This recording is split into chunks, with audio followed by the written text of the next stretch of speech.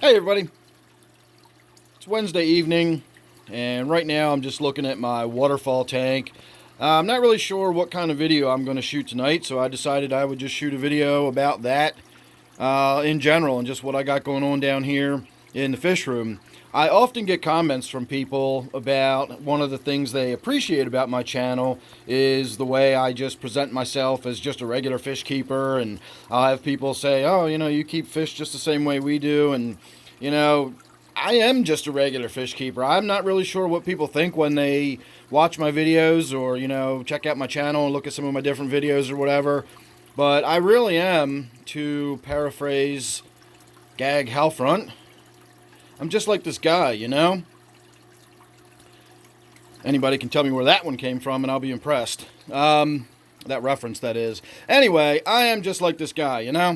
And I just keep fish in my basement, and it's my hobby, and I like shooting videos of it. But I'm not a professional, and I'm definitely not, educated in any of this kind of stuff in any way. I've never worked in a fish store. I've never taken any biology classes, at least certainly none that involved fish or anything. So tonight we are going to have a look at what it looks like in my fish room when I'm just kind of tinkering around, figuring out what I want to do, because I'm getting really behind on a bunch of stuff. I'm just really struggling to keep up. I really slow down in the winter time. I hate this time of year, and we're not even in the winter yet, and I'm already starting to struggle a little bit. So the thing that I'm concerned about tonight with my waterfall tank is actually watering it. Since I shut the waterfall down, all the plants are still in there. They're doing okay. They do have aphids on them, so I still need to get in there and spray some more. You can see this is even new shoots from my rush that's in there. That's all coming up.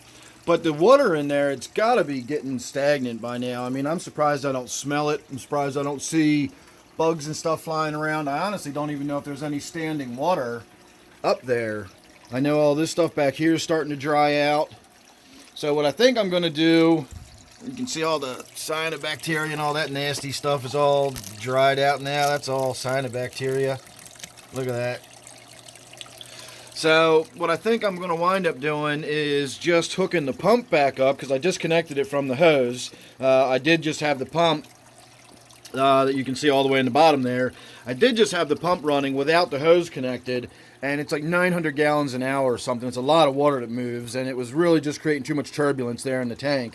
So I disconnected the hose, and then I wound up shutting the pump down altogether, which is why we now have a filter running on it. So what I think I'm going to do is just reconnect the hose. I can plug the filter in, or plug the pump in, and just let the waterfall run for 5 minutes, and it'll get everything nice and watered and wet. I'll probably get a little bit of leaking in the back, but it'll be such a small amount of leaking, I won't have to worry about it.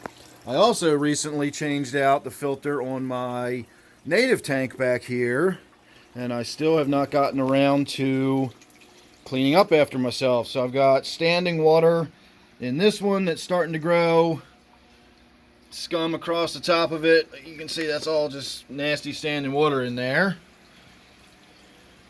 I've got all my old biomaterial and stuff is in here. There's wet plants down at the bottom of that. I've still got standing water in the tray from where my waterfall was leaking. I've still got the box on the floor. I've got empty fish food containers I need to reorder and then get the packages thrown away,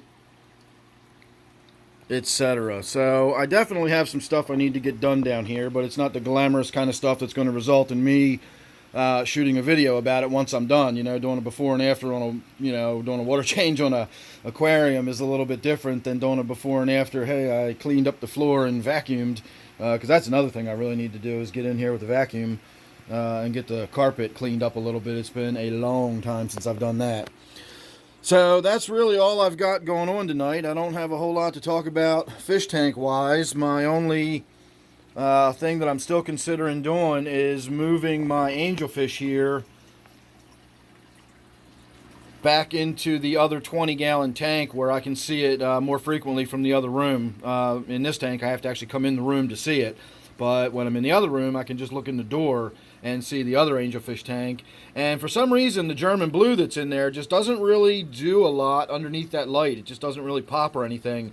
This fish looked absolutely stunning under that light, and I think I want to move it back over there. But I swapped them around so much over the last few days that I don't really want to stress him out too much more. You can already see he's kind of going into hiding. They're usually, you know, angelfish are generally pretty bold. They don't hide when you walk up to them. So the fact that he's doing that lets you know he's still a little bit cautious, as to the last few times I've come over and had some interaction with him, wound up in him getting netted and taken and carried away and all that kind of stuff. So he's probably a little bit leery of me until he sees some food come in that tank. The only other thing I can think of that I would want to talk about is my snails that I feed Butterbean here. Have not really been doing it for him. I try to get them out of the snail tank, but I do pull them out of other tanks occasionally. And the other day when I pulled some snails out of the tank that I've got sitting on my floor, it wound up like the snail just crushed in my fingers, like it had just no strength to the shell at all. Like the shell was just made out of paper. And so what I did was I put a cuttlebone in the snail tank, and it's been a couple of weeks now, and the snails in there are getting much, much harder. I can pick them up with my forceps and the shells don't crush.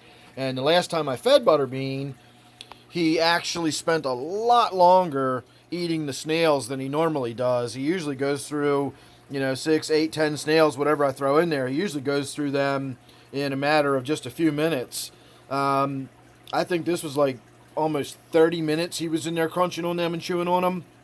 So at some point, I'm going to post a video, and it's probably going to be a bit longer of a video, but it's going to be in him there, you know, crunching on them snails.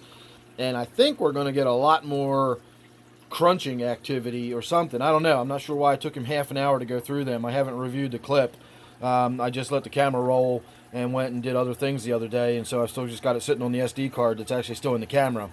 So at some point we'll have a nice, good, long Butterbean video coming up here, and we'll get to see him crunching on some snail shells that actually have a little bit of calcium in them. So there you go. Like I said, just a little bit of a look behind the scenes. Not a lot going on tonight other than me really slacking on keeping my fish room up to snuff and clean. Couldn't even do a round the world update right now if I wanted to, because I couldn't walk around the floor without tripping over stuff. So I'm going to get on that. Maybe we'll do another separate video where we'll talk specifically about the waterfall tank and me watering in it and all that. But I don't really see what the big deal with that would be. But anyway, there you go, everybody. Make sure you subscribe. You never know what you're going to get with me. Hopefully it'll be something a little better than this one next time. But thanks anyway. Don't forget, this one is my waterfall tank, and I will see you real soon on the next one.